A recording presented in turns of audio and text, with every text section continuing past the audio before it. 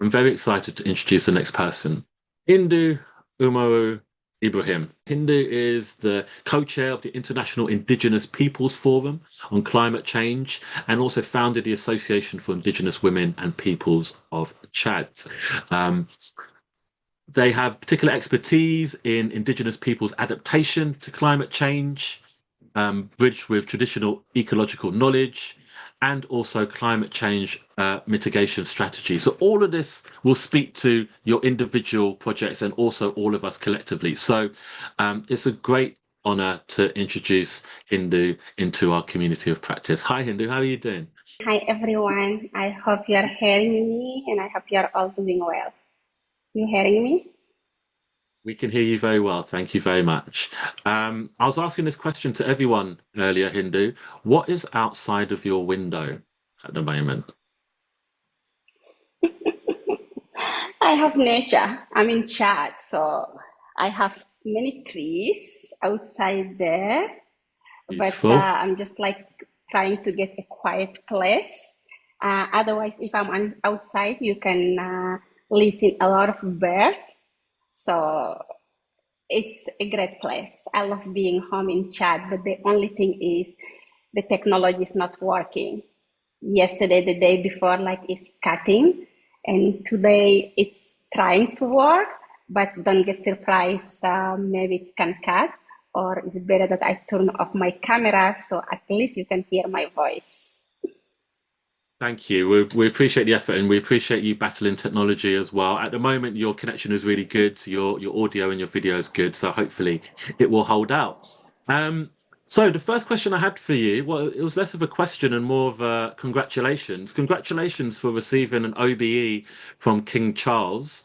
That must have been quite an amazing experience. What was it like for you and what does it mean for you in terms of the work that you're doing with um, Indigenous people, communities, and climate action worldwide? Thank you so much. Yeah, that have been a journey. It have been really a great thing to get recognized and then to have the ceremony at home in Chad where like my parents for the first time being with me and celebrating me, seeing my parents crying and I just cried also and having the people that I work with in the communities who come to celebrate with me that have been a big joy. And I say, like, finally, a global north is recognizing the work of an indigenous person and an indigenous woman from the global south. So that's have been like a great pleasure and honor.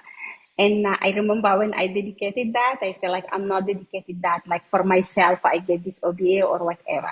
It's for all the communities. It's for all the indigenous peoples that are struggling every single day that are not getting recognized because they are not an international figure, but they are doing even more because they are risking their life, some of them dying to protect the nature. So I say like it's for all of them. I mean, I cannot stop talking about that because it was a big honor. Well, even though we've just met, we're tremendously proud of you. It's really inspiring to be able to see that the work that you've been doing from a grassroots perspective, and then presumably you've grown and seen your work and your communities grow as well. So it's really inspiring to see it being recognised. The next question I have for you is many of us have watched a TED Talk, which is online. And in that talk, you emphasize how Indigenous wisdom and science really need to work together. Now, everyone in this community of practice that you're in at the moment is working with local communities, and many of them have science and academic backgrounds which are being applied in wonderful ways from we just heard a talk from Dia in Indonesia about how they're using durian and jackfruit to create fuel. So, for you, Hindu, can you share one example from your work in Chad where the collaboration between indigenous wisdom and science has created a solution that couldn't have happened in a different way? Thank you, and I'm happy that you hear from Indonesia because I come from Indonesia just a month ago, and then I saw some of the work of the indigenous communities there, and I'm happy that there is someone that witnessing. So for chat, one of the best, I mean, not best. I can say it's the best actually because it's unique around the world, and it's one of my favorite also. I mean, a project putting together science, technology, and indigenous people's knowledge. So it is a participatory mapping. You know, for the peoples who know who are engineers, so you can do mapping on the 3D or you can do mapping on the 2D. And I started doing the mapping more than 10 years ago by 3D mapping, participatory mapping. And during that time, they taught me you cannot do over than 25 kilometers squares because it's not possible. So then I said, like, well, impossible is not indigenous. I will do it. Then I did at that time, 2010, a double 50 square meters. And then after that, I said, okay, this is 3D mapping is completely like a different way. Our land are flat, and that's where the communities are getting the impact of the climate change from the flood to the droughts and to the conflict between the communities. How I can use the technique of the participatory mapping, but to the flat land. And then I say I'm going to do a 2D participatory mapping. So that was the time I say how I can realize, because I need a science knowledge, I need a technology, and I need the indigenous people's knowledge, and those communities didn't went to school.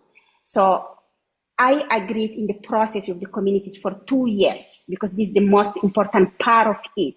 You cannot impose to the peoples, and you have to get what they want themselves. So during the process, it's what they want as solutions, what they wanted to map, how to identify the land, etc. And when we agree on all that and we have the consent from the communities, I went to the satellite organizations. So then they give me a satellite image. The later one is 1 week, and then the early one is 3 days image. Then I did my first participatory mapping on the 2D. I mapped it 1,500 kilometers square. So that means over 200,000 hectares.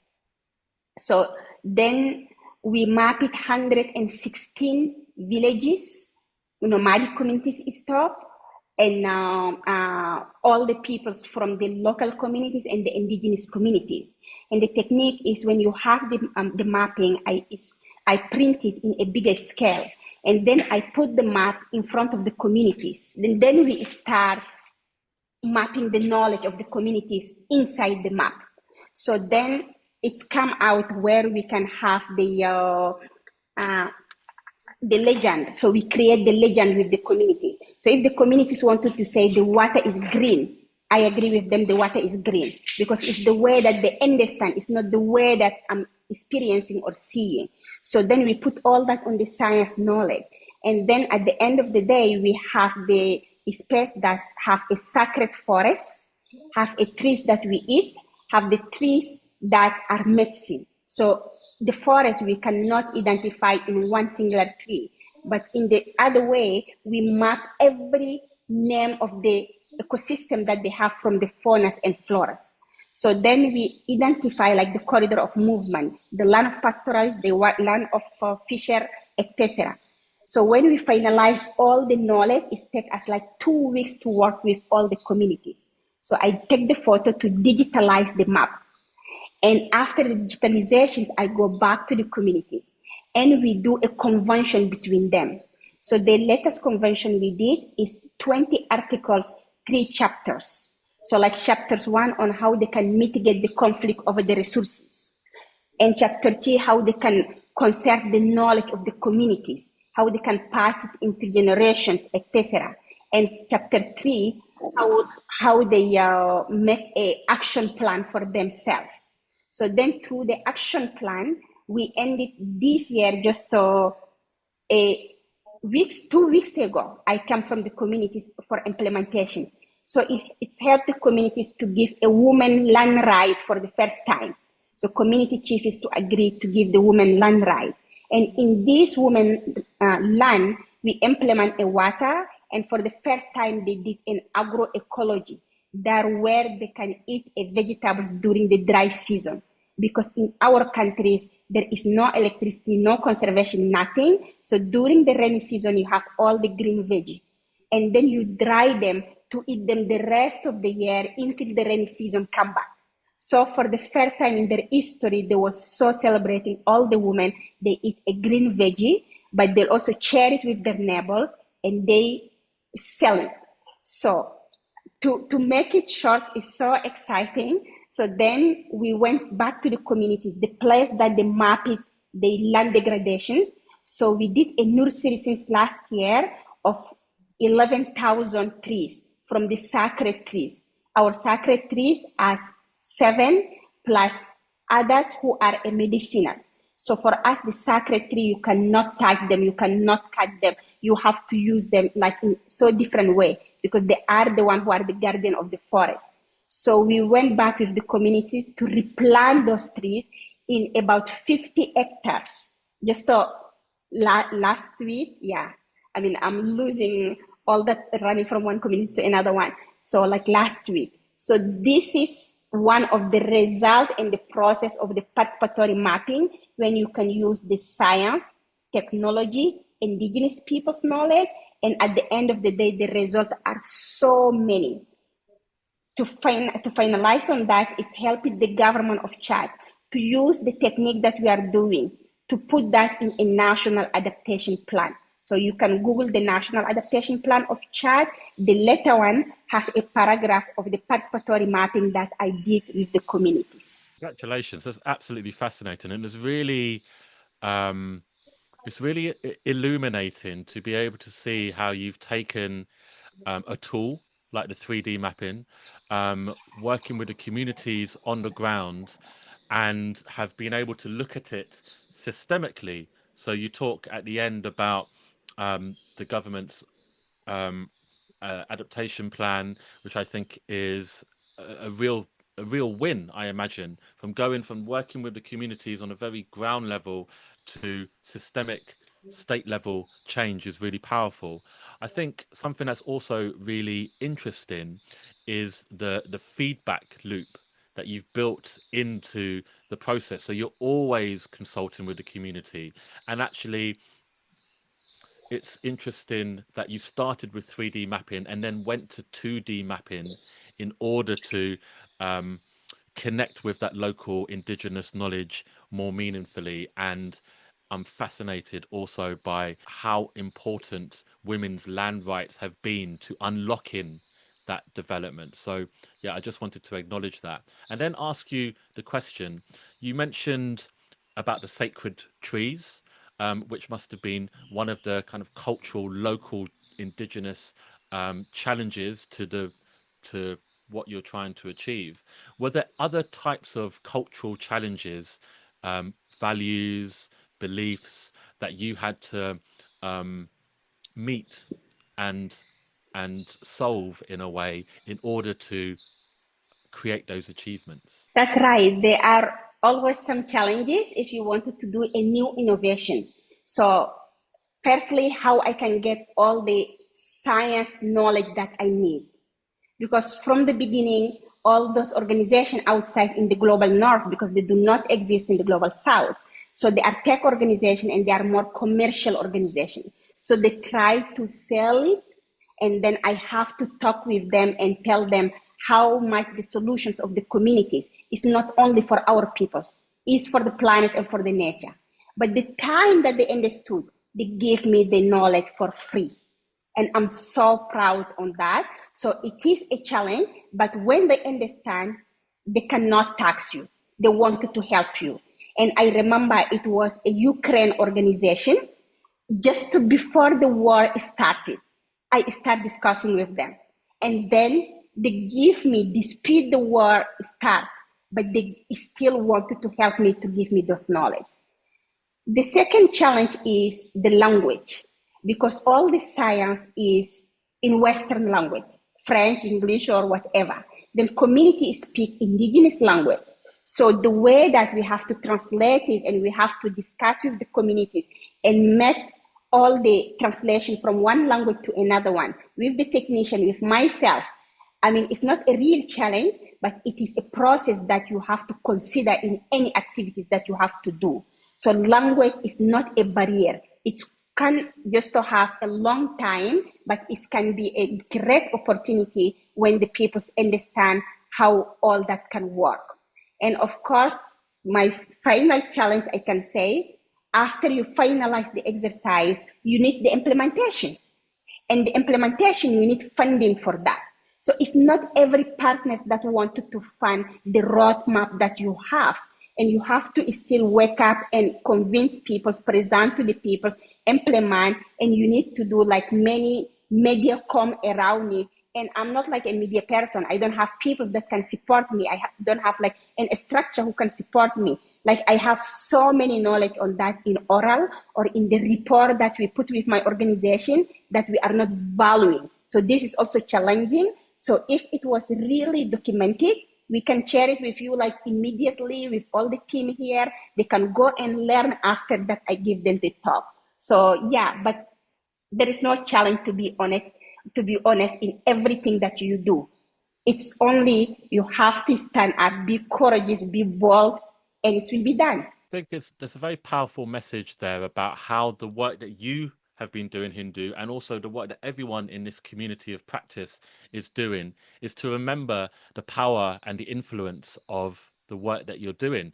Because what you're saying with regards to the technology company in Ukraine that helped you, as soon as you were able to tell the story of what you do, it would be foolish of them not to want to support you. And I think there's something really powerful to remember for everybody in this space, is that we are not, many of us are working deep in our communities, collectively, individually, but to look up and remember that other people want to support. And I think there's something about the advocacy and the networking that you do, which has really driven the project. But of course, you're working across nomadic communities, you're working with scientists and technology experts, you're working with policymakers.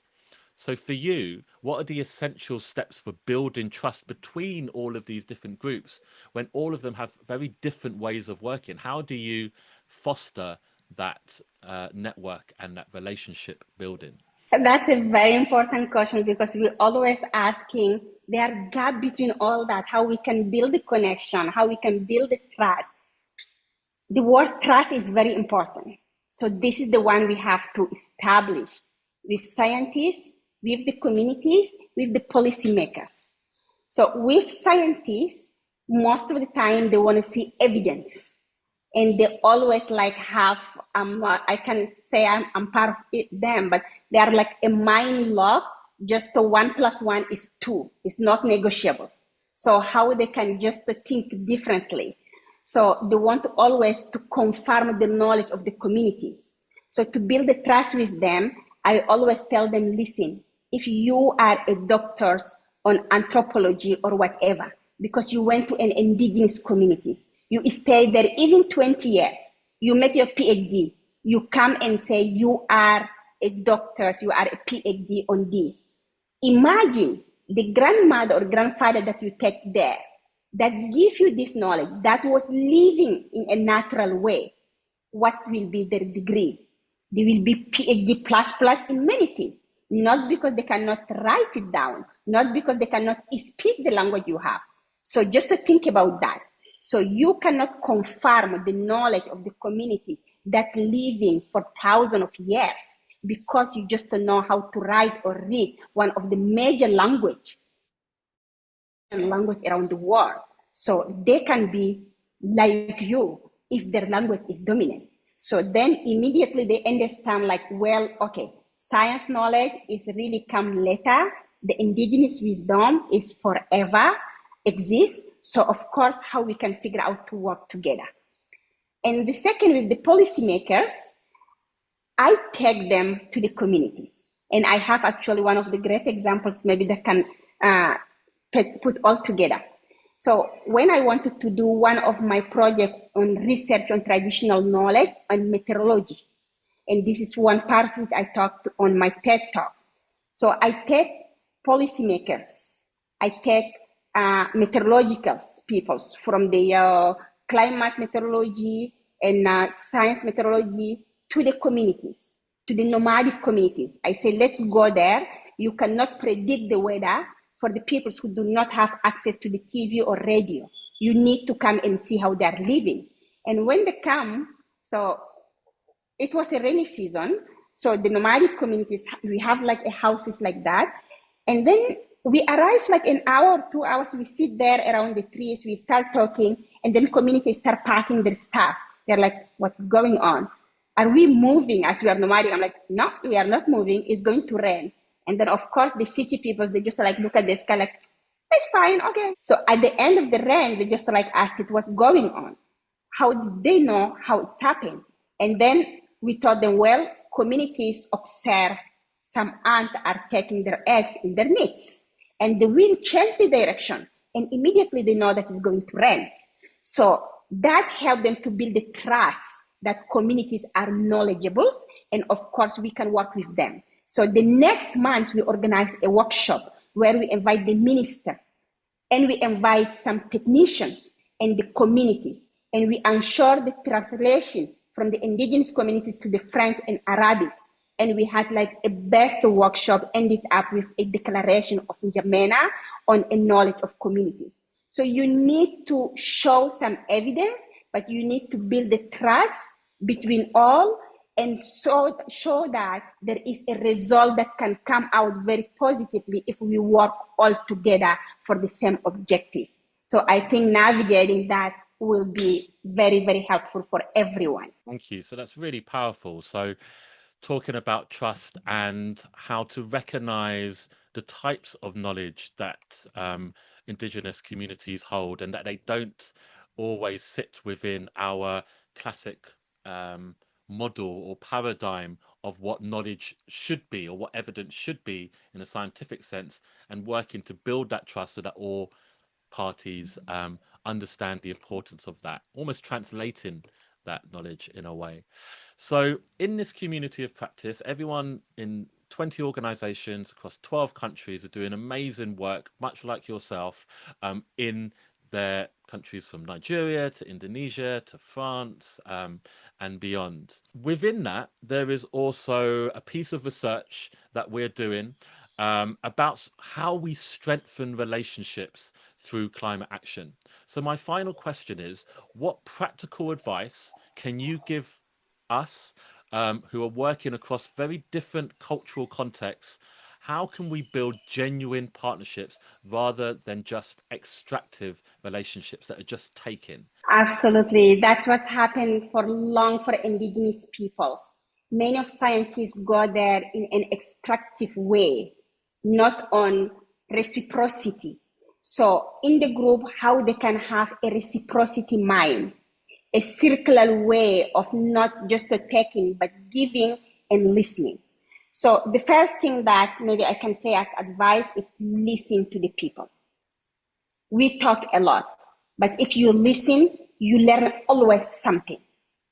And then at the end of listening, you know how to give back to the communities. Because if you go there as expert, you just to prepare your questions, you are asking and people are responding, everyone will feel offended. They will feel that you are extracting knowledge or you are extracting whatever that from the communities. They do not feel that you are giving. But if you listen from the communities, how they wanted to do that from the beginning, you can understand how you can help them back. The second advice is when we do the research, most of the time we put our name there. I did the research. But how about the people that give you the knowledge? So this is not possible. You put like, we did the research. It is the knowledge of these communities. The contribution of each person is so important to highlight. Most of the time, if it is on human rights violation, we wanted to protect the people to do not denunciate. This is different. But if it is a knowledge sharing, knowledge is shared, solutions, even if the person do not know, ask them to put their names, ask them to elevate them. And this is one way of reciprocity. And another thing, give them the project back. Some people say like, well, you are so kind. What do you want? I want to have water in my community. If you get the project, give them back the water. So then they know at least they benefit something from you. You produce a document, give them the copy of the document. Doesn't matter that they do not know how to read. Everyone is sending their kids to school. Or if someone else come, they show them, they know that at least they are part of what you did. So just in one word, reciprocity is so important in every work that we are doing. So we cannot forget that we all equal. We are not more like knowledgeable than anyone else at the communities. Just maybe we are so lucky, we are privileged to speak other languages, to write and read other languages, but they are so knowledgeable, they know a lot, and we need to give them back this reciprocity in order to make them more powerful. You know, I mean, this talked to me a lot. What we say to the Global South always, we are coming to help you. This is the ODA, the Development Fund. We come to help you and we put our criteria. And every generation now in Africa is saying, walk away from us. If you help us in the last 60 years, we cannot be in the level now. You are again coming to help us. We will be equal. So, but if they put it differently, they say we are not coming to help you. We are building with you. How we can build it together, then people do not feel they're excluded. So they can feel empowered and they can build everything together. So narrative is important. The way of talking is important, but the reciprocity of giving back is so important in everything that you are doing. Beautifully and powerfully put. Thank you so much, Hindou. We'd love to take at least one question from the Seed Pod community. We've got a question here in the chat, just to finish, which says, what practical approaches and instruments can be implemented to overcome barriers and promote women's inclusion? For the women inclusions, and especially when we talk about climate change, we do have the Paris Agreement. So who is one of the, we can say, a legally binding so far document for all the global negotiations, and who have a specific articles on how gender can be approached during the climate change. And you can translate it in the national level because many countries signed it and ratified. Of course, some of them did a national laws, others not, but still they are part of the Paris Agreement. So you can use this instrument to say it's not an excuse in any program, plan, action on climate to include women. And to include women as a specificity, because we cannot agree to have women as checking box.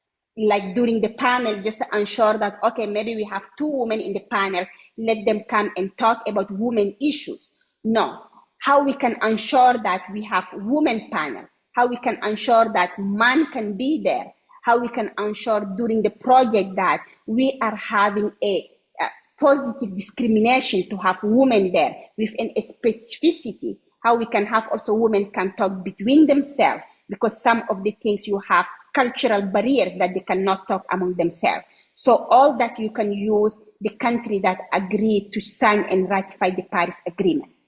The second instrument I can say is depending from each national measure that they have, and that can help also to translate through some ministries. But you have to be careful at the national and local level, because culture is very important if you wanted to achieve a project. In a community where they do not allow to be with the man, when you come immediately, you wanted to put them together, you will fail. The strategy that I use, it was many years ago in my own communities. Women and men do not sit together. My first meeting was they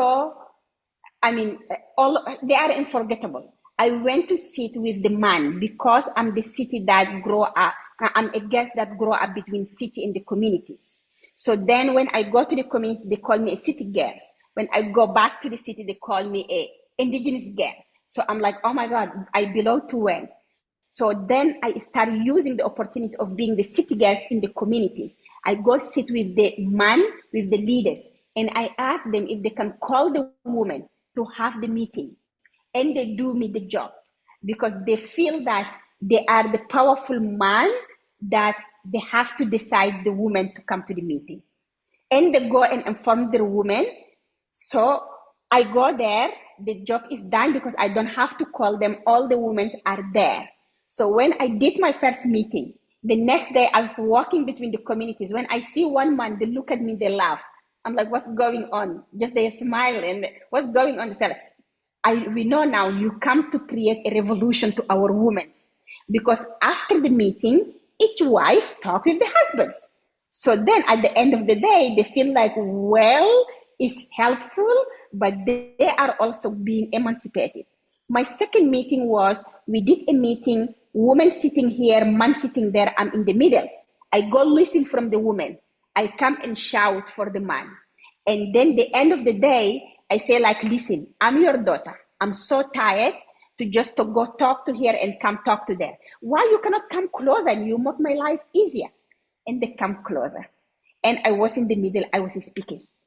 Today, the woman and the man, they sit together and they argue in the community that we did the plantation of the trees, in where they are doing the agroecology.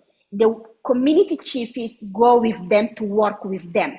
So how you can respect the culture, how you can approach the culture and make it work to have a woman on climate change is so important, because at the end of the day, it is the result that will count for you. But if you approach it wrongly, it cannot work and you are going to leave half of the population behind. So that is the response on extreme, but also in strategy that you need to build and adapt it to any realities that is happening. But try to make any space for women alone, because some of the issues, they cannot talk when men are there. Also to respect someone that put the questions. I know I have to go, but I wanted to respond to Hindou Ibrahim. So Khadija, how I can measure the impact? You can see the impact. You don't need to measure the impact. This is also one of the things we have as Indigenous person. So some of the time when the project come from the north, they ask you like, how many people that benefit? How many women that come? You can give the numbers.